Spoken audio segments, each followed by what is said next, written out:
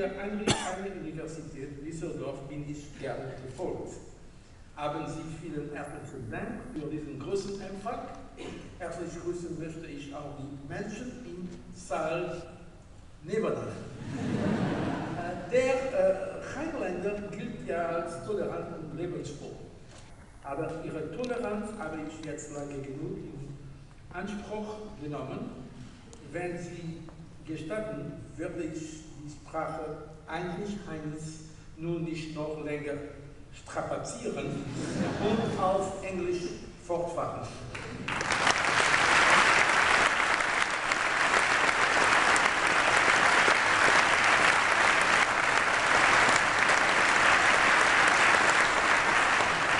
So I'm delighted to be here today at Heinrich-Heine University in Düsseldorf, a university known for its high level of research, a city renowned for its dynamism in business, finance, trade, culture, art, and fashion. Düsseldorf has a rich history, experiencing periods of conflict as well as peace and prosperity.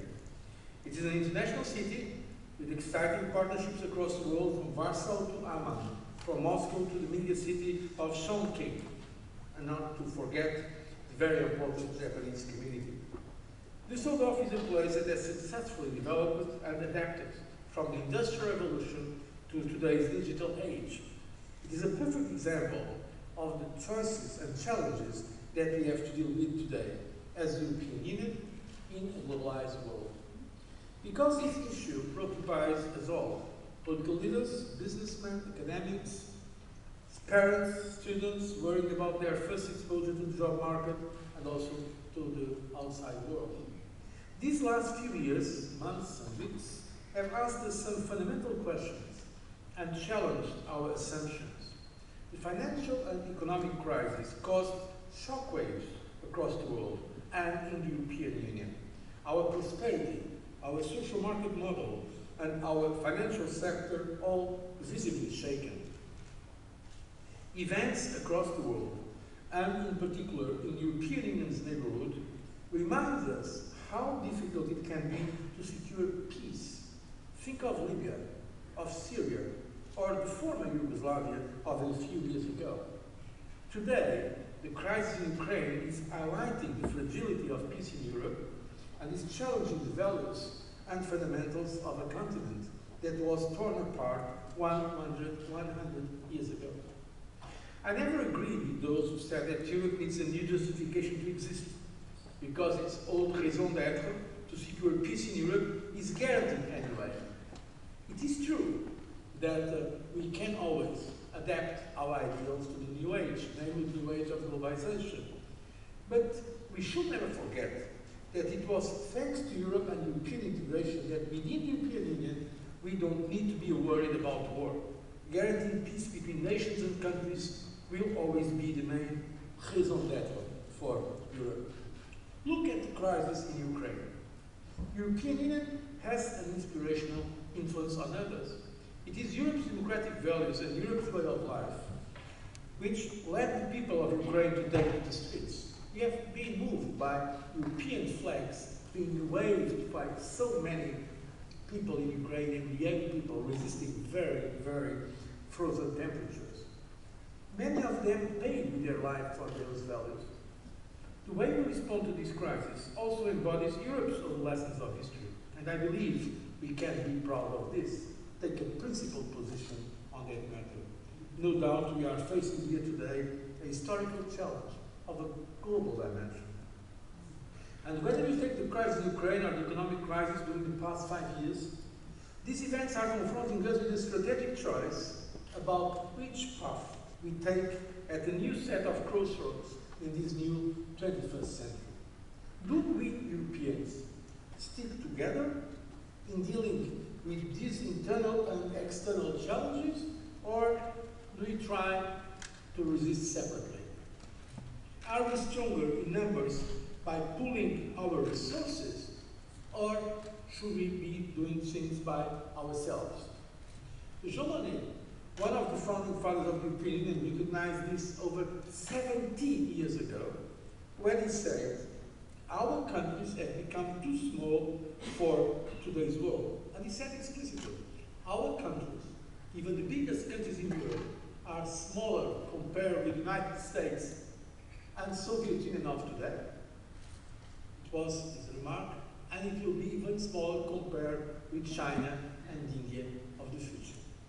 This is said decades before globalization really started. I'm not ignoring the views of those who sometimes struggle with the European idea. I can understand that people look to blame someone and something for hardship and pain. And pain is something many of Europeans have truly felt enough during the crisis. It is therefore no surprise that populist, in some cases nationalistic, and outright xenophobic voices try to exploit the situation, notably in this period as we are in the run-up to next month's European parliamentary elections. Blaming the European Union or Brussels, however, only helps to deflect the problem. It allows people to reject responsibility and deny reality. It turns a blind eye on the root causes of this crisis, namely the accumulation of excessive public and private debt at national level, lack of competitiveness of our companies as a result of a lack of reforms, a failure of the national systems for financial supervision, and irresponsible, in some cases, criminal behavior of some actors in the financial markets. This is what led us into the crisis. It was not Europe the cause of the problems. The problems were indeed generated, not only in Europe, by the way, at national level. It is indeed not fair to blame Europe for something which Europe has not caused. First of all, we need to be clear that Europe is not a foreign power that imposes itself on people. Europe is everywhere, no less here in Düsseldorf, as in Strasbourg or Brussels. Decisions are made by elected politicians at regional, national, and also at European level.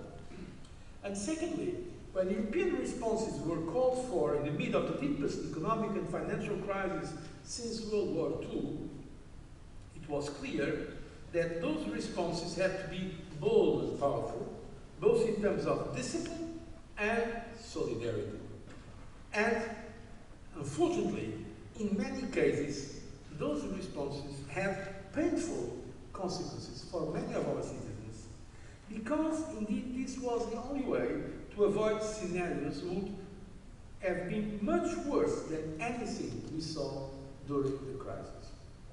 The best way, therefore, to respond to those who try to take advantage of the crisis as an argument against Europe is through concrete results. Concrete results which over time improve people's lives and which ultimately bring back confidence, support and legitimacy to the European project.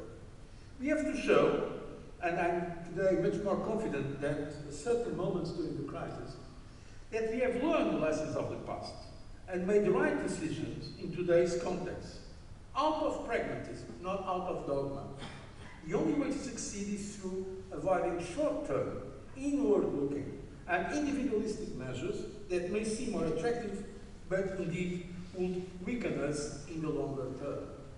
The financial, economic and social crisis has exposed both structural as well as operational problems.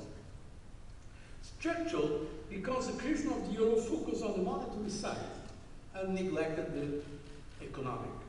Operational because the crisis has revealed that as Europeans, many of us were living beyond our means and we had developed certain bad practices. The reforms we have taken forward would have been unimaginable 5 years ago. Taboos have been broken and trust has been restored through the incredible efforts of some of our member states who have undergone radical reforms, restructure and paying with the support and solidarity of the European Union and member states, not least Germany. So what have we done and what economic choices have we made? First, we have successfully strengthened the euro, not by losing, but by gaining members. The euro is today stronger than before and remains one of the two biggest global currencies. By the way, contrary to what some people say,